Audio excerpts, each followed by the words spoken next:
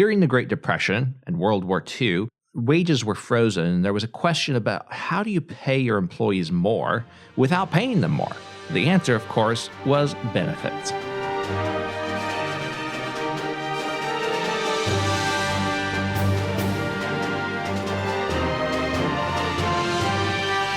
You are listening to Wealth Talks, and it's John here on the line today. I have on the phone with me Jesse from Take Command Health. He's a consultant with Take Command Health. He's traveled in Asia, Beijing and Hong Kong, where he did some teaching abroad. And now he works with small business owners, helping them to get the most out of their benefit plans, especially when it comes to health insurance. Welcome to the show, Jesse. Hey, how you doing?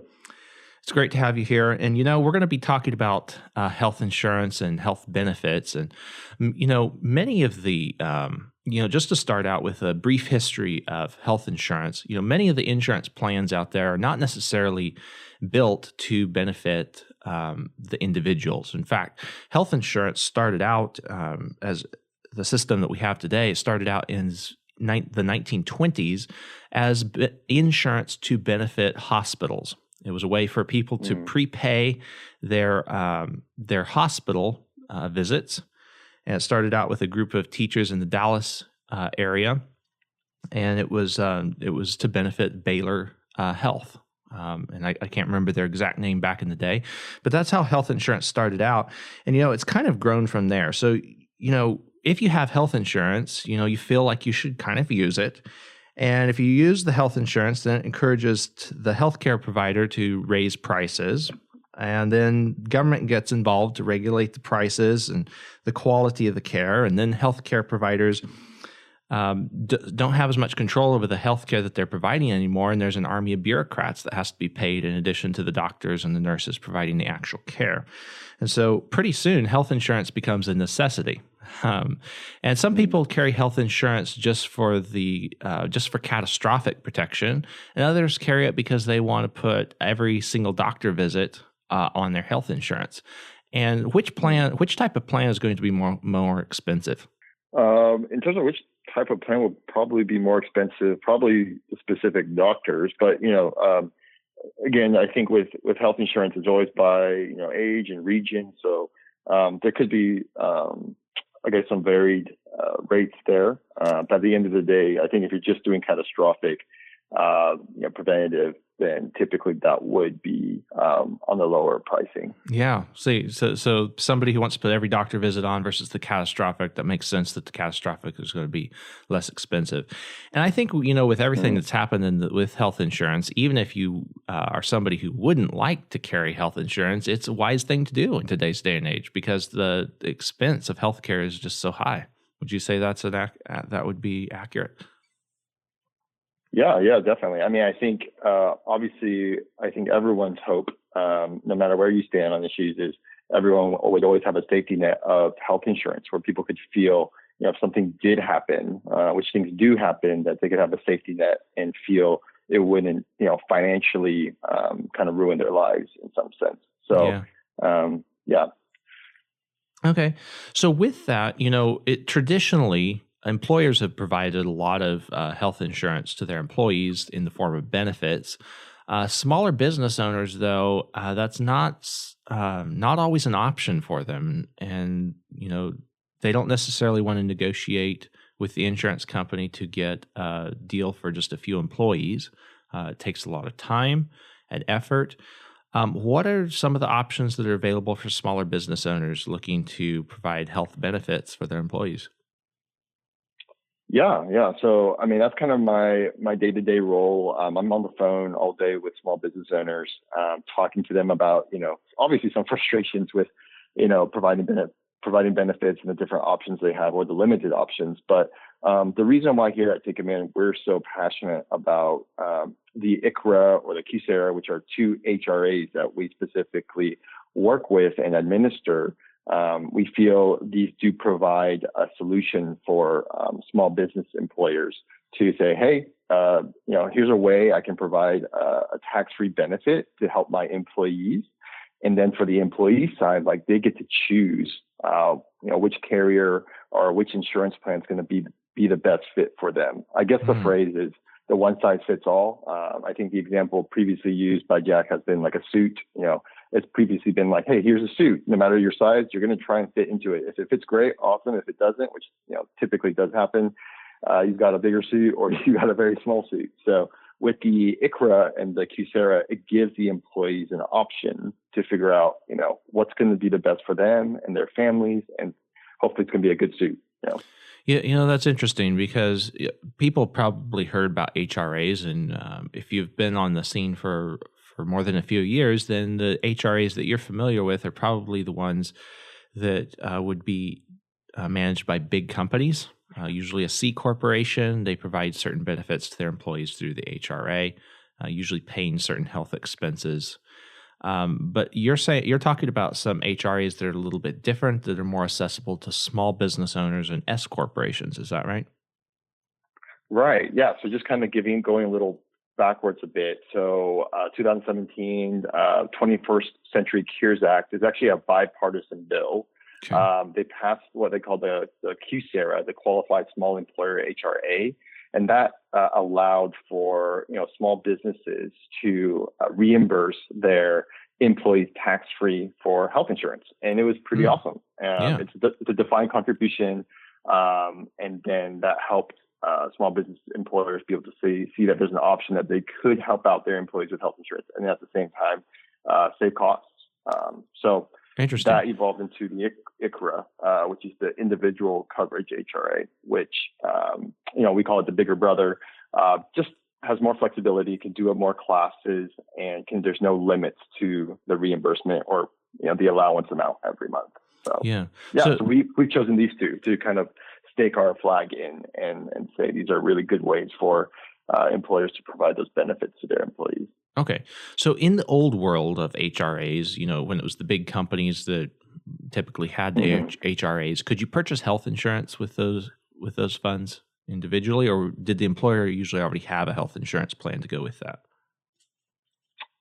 I probably need to get fact checked, but I think it's similar like to that group health plan model where it's already picked for them versus for the Qcera and the ICHRA. It's like, hey, these are the carriers around you. Here are the plans. Look at what your family needs, or you and yourself need, and pick what's best for y'all. Nice. So you're not trying to fit all your employees to a one-size-fits-all model based on what you think is best for the whole company overall. Yeah, exactly. And that's why, in my conversations with small business employers, they typically it's pretty awesome for them to hear that, because they're like, oh, so you mean my employees, I'm giving them a monthly allowance of let's say $300 or $400 a month, and they can just go out to the marketplace, healthcare.gov or our website, and they can find a plan that fits their needs, and I don't need to also pick for them. And that's usually good news for them, which makes my job pretty fun because I get to be the bearer of good news typically. Yeah, there you go. So now the employer just has to, set aside a certain amount that they're willing to pay for the health insurance. They don't have to worry about increasing premiums on whatever health plan that they choose throughout the year. They don't have to worry about telling the employee premiums are going to be higher next year and trying to come up with that money to pay them extra benefits. When the employer would pay for the health insurance benefits, was that tax deductible, or did the employee have to pay tax on that before the Qcera? That's a good question. I just know with the Qcera and ICHRA, they're, typically in my, even just boots on the ground phone call, it's how much are you saving using us for administrative costs versus how much are you saving in taxes in terms of payroll and income taxes, or employer and employee. So, and usually that description, that contrast is enough for them to say, wow, this HRA is really beneficial in terms of cost control as well. Interesting. So with the Qcera, when the employer contributes to that, is the contribution tax free to the employer? Yes. Yeah. It's a tax-free benefit for both employer and employee. Okay. And then when the employee takes the money out, you just said it's tax-free for them as well. When they take the money to pay for health insurance premiums, that would be an allowed expense out of that would keep it tax-free for the employee as well? Yeah. Nice. Yeah. So when you administer the HRA, for example, employee submits, finds a plan they like, purchases the plan, goes to our platform, uploads the proof of coverage and their receipt or invoice, and they submit that, and they'll get an email saying, "Hey, you're good to go," and they get a tax-free reimbursement from the employer that month. Interesting. So that seems like a lot of flexibility for the employer. It takes a lot of the responsibility off of their plate, and it lets the employees choose the health insurance that they really want and need instead of whatever their employer's offering and trying to find maybe a supplement to go with that. They can just get the plan they need right out the gate. Yeah, I mean, I think some of the key words was like cost control. One thing we didn't mention was the participation. So typically traditional, plans or group health plans, they require that minimum participation. With HRAs, sure. No minimum requirements. And so if you have like a group of 10 employees and only 2 decide to participate, you'll only get charged for those 2. There's no, 70% threshold you have to meet, which makes it easy for this to be portable, to be flexible, and to be beneficial for both employers and employees. Very nice. So how many employees can you have and still use the QSEHRA? Yeah. So, I think, typically the conversations, I hear is like, well, which one should I do, the Qcera or the ICHRA? And I like to focus on specifically 2 things that will determine which bucket you're kind of in. One is your budget, because with the Qcera, you have that limit of currently it's $437 a month for an individual and $883 for a family. If you decide to, you want to reimburse more than that, then the ICHRA would automatically be the bucket for you. And the other aspect would be just the classes. So with the Qcera, it's by hour, so full-time and part-time. But then with ICHRA, you can design it out to be like, hey, I want my hourly workers to get this amount and my salary workers to get this amount. So it's a little more work, but with the ICHRA, you can design out different aspects of it. Interesting. So you can give different amounts to different employees. It sounds like now we're moving from the QSEHRA to the ICHRA. By the way, what do these things stand for? What is those letters, QSEHRA? And now we're talking about the ICHRA. Can you just give us what exactly do those stand for? Yeah. So the Qcera is Qualified Small Employer, QSE, and then HRA, and then ICHRA is Individual Coverage, HRA. Now we've interpreted the pronunciation, and so people can call it whatever they want, but we find this is probably the smoothest way to say it. That way you don't have that's still up to you. That way you don't have to try to jumble out those letters or the full words every time. That makes sense. Right. So the ICHRA, tell me, how does that differ from the Qcera? And I think you've touched a little bit on that already, but how many employees, what types of classes? What's different about it? You talked a little bit. Yeah. And I realized your last question as well, just to answer that, is like for qualified small employers, the Qcera, typically we have, it can be any employee number of employees under 50. Anything above 50, we would have to go, you would have to go the ICHRA automatically. Okay. So there's a limit. Yeah, the main differences would be number of employees, the class, the contribution limits. So with the Qcera, like I mentioned earlier, there is that contribution limit. With the ICHRA, there is no limit. So you can set your allowance, any amount. The only aspect is you have to offer that amount to all employees in the same class. So if you offer it to one full-time salary person, all the salary people need to get that same amount. Okay. Now, what about if they have different salaries? Can that be classified as a different class, or what exactly makes up these different classes in an ICHRA? Yeah, they're just IRS specific design classes, but with salaried, even if they have different salaried, all salaried employees are going to have to get the same reimbursement amount. I do get questions sometimes. It's like, hey, can I give all my execs this amount and my other workers another amount? And unfortunately, you can't design it based off job title, but only on our website we've listed out, I think it's like 15 to 16 at least different type of classes you can do. Which usually that's my job and my coworkers is figuring out, hey, what's the best way we can design out this plan where it's cost control, it helps the employees keep it portable and flexible, and they can find the best plans they need. So that's kind of the onus is kind of on us to make sure to see when we learn about the small business, what's going to be the best beneficial plan for them. Okay, very nice. So the ICHRA is for somebody, for an employer who wants to give different benefit amounts to different classes of employees. It's for Hmm. somebody who has over 50 employees. The Qcera Hmm. isn't really a good fit. They would be able to get into the ICHRA. You may have said did you say there was no limit on the number of employees with ICHRA, or is there a maximum limit on that Yeah, one? no limit No on the limit. employee. So, it just depends at the end of the day, like amount you want to reimburse and if you want to do multiple classes. Those two Okay. questions usually help people determine which one's going to be the better fit for them. Very nice. Now, when it comes to administration on these types of plans, it seems like there's going to be some tracking to do. The employee is going to need to Yeah. submit some receipts. Um, the employer is going to need to keep track of that, and keep all of the I's dotted and the T's crossed to make sure that this plan complies with the limits. What is the best way to do that? Yeah, it's funny. I mean, so that's where we come into play. We keep track of all the legal, the compliance, the reporting.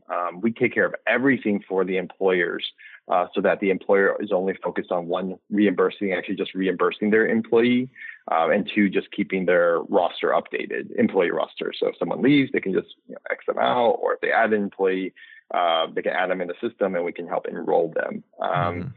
Part of the administration, my day-to-day conversations is like, technically employers can do this themselves. You Sure. can administer it yourself. But I think why we, are alive and thriving is because employers find it a lot of work to focus on it.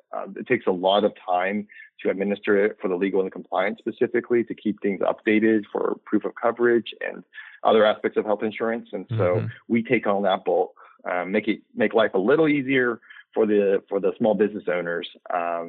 And we actually found a statistic that we help employers reduce the time that usually takes to administer benefits in general.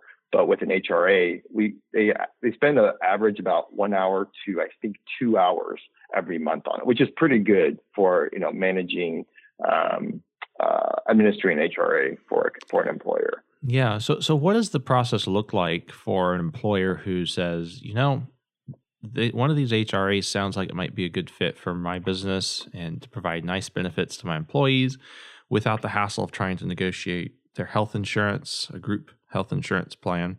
I can just give them a set amount per month. What does it look like, both from a setup standpoint for Mhm. the employer and also then for an ongoing maintenance? I know you said it takes 1 to 2 hours. What does that work involve? Yeah. So for setup, I mean, we usually like just to hop on a phone call, a Zoom call, or even email, just to clarify, what is the business goals? What is the amount they want to reimburse for? Kind of like I call it doing the dance, because sometimes as you figure out the budget, how much you want to offer, sometimes employers are like, well, I'd like to do this, I just don't know how much to do, and we have some Hmm. tools internally that can help figure out, like, hey, this amount would, get them the basic silver plan in your area, basically. So we set up a phone call, go make sure design's done, and efficient for the employer and employee. They register, upload their roster, and then that's where we take over and enroll their employees. So we actually have an awesome enrollment team that would basically hold the hands of the employees, walk them through picking health insurance Mm-hmm. on our website. So like explaining even things like, I had to learn what is co-insurance, like what is cost sharing? What do I want, a high deductible plan, low deductible? We have an awesome enrollment team that listens to employee situations and make recommendations about what plans would be a best fit for them. Yeah. Yeah, So that's so nice. See, that was going to be one of my after that. questions here, because the Mhm. employees here, that it seems like a little bit of a learning curve for them if they're going to have to choose their health insurance now. It's nice; it's a good benefit, but it's nice to know that your team would hold their hand, and walk them through that process. Yeah, I mean, we built that out logically, because if we help companies set up HRAs and administer it, we also want to build out the process where their employees feel comfortable. Because I get, with the response is, I've never chosen my own health insurance before. This is kind of like, it's kind of like a kid in a candy store. It's just so much to choose from.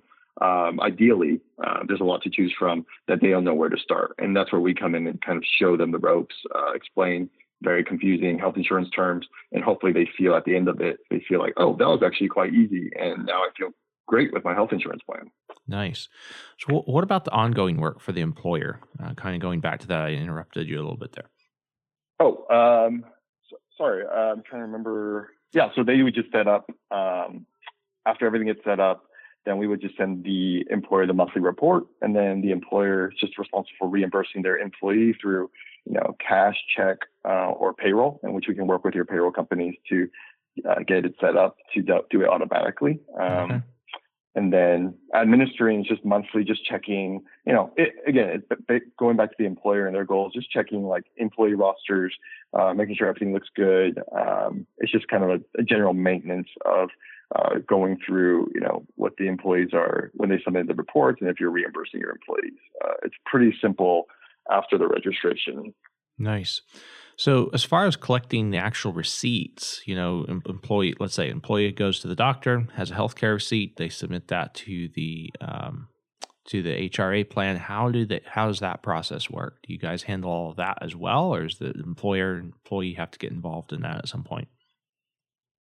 Yeah, so we've built out that process where it's a very simple, take a picture of the receipt, upload it to the platform. You'll get a status as an employee saying, hey, your expense is waiting approval. And you get an email probably the next day or two saying, hey, your expense has been approved. You should be receiving your reimbursement by this. So from the side of the employer, we review all the receipts. We review the coverages. We take care of all of that. The employer is just responsible for just reimbursing their employees based off the monthly report. That monthly report's just composed of like verified expenses that we've checked and make sure they're IRS 502 verified medical expenses if they elect for that. Interesting. So you have it all covered from A to Z, from the setup to submitting the receipts and taking all of that workload off employer, employee, and making the communication process really streamlined, it sounds like. Yeah, it really does make my job very fun and easy, because when I introduce the product to the employers, and then I hear back from them like a couple months later, they're like, wow, this product's amazing. Using the website's interesting. It's really easy to use. It's not confusing. I love hearing stuff like that because it just makes my job make me feel like I can actually, vouch for my product. Take nice. Very nice. So with, all the service here that you provide to the employer, setting everything up, to the employee, making the process really streamlined and simple with their receipts and the email updates and everything, what is this going to cost an employer if they say, yeah, this looks like a great idea? What would it cost me to do an HRA and have you guys take care of all the administration? What are they looking at to do this? Yeah, so the pricing is a $20 flat fee for our platform usage. There's no setup fees or contracts with us. It's a $20 flat fee plus $15 per active employee, those who opt in to use the benefit. So again, if you have 5 employees and 2 decide to use it, then you'll just, 2 times 15, 30 plus 20, 50 a month. So number of employees active times 15, and then adding that platform usage every month is the final cost. It's usually pretty affordable compared to, for some employers that are like, oh, should I just increase their salaries so that they can use that money to purchase health insurance, or maybe use it for other reasons? There's payroll and income taxes on those, and we have a calculator that shows the cost differences, and that usually helps employers make that decision. It's like, oh yeah, using y'all is cost efficient and it's specific for their health insurance options. Very nice. Well, it sounds like you have everything in a nutshell, made it easy for the employer and the employee. Thank you for joining us today to share a little bit about the differences between the QSEHRA, the ICHRA, and why small employers may want to use these. Any last words that you'd like to leave with the audience today? Yeah, I just appreciate the time. We are always more than happy to hop on a phone call just to do some consulting and say, hey, this is actually a great decision point for you, or, which is something we love to do as well. It's like, actually, this doesn't make a lot of sense for you. So we just love to hop on a phone call. If you have any questions about the HRAs, Qcera or ICHRA, if you see if it's a good fit, we'd love to just chat with you more and see if it actually would be a good fit for y'all. I love that. Here at Life Benefits, we never like to pressure people, and it sounds like just being willing to hop on that phone call, tell them if it's not a good fit. That's really nice. You can get an expert opinion without any expert pressure. I love Exactly. that concept. So thank you for joining us today, Jesse. For those of you who think you may want to look into these HRAs a little bit more, I'm going to include a resource link on the show. You can take a look at the Take Command Health website for setting up the ICHRAs or the QSEHRAs, depending on your type of company. And like we've been saying here, they make it really easy. You can jump right on a phone call with them, talk over which one your business is going to be the best fit for, or if it's a good fit at all, and they're going to be able to tell that to you. You don't have to do all this research on your own. Take Command Health is there to make it simple for you. You're listening to Wealth Talks with the McPhees. We'll be back next week.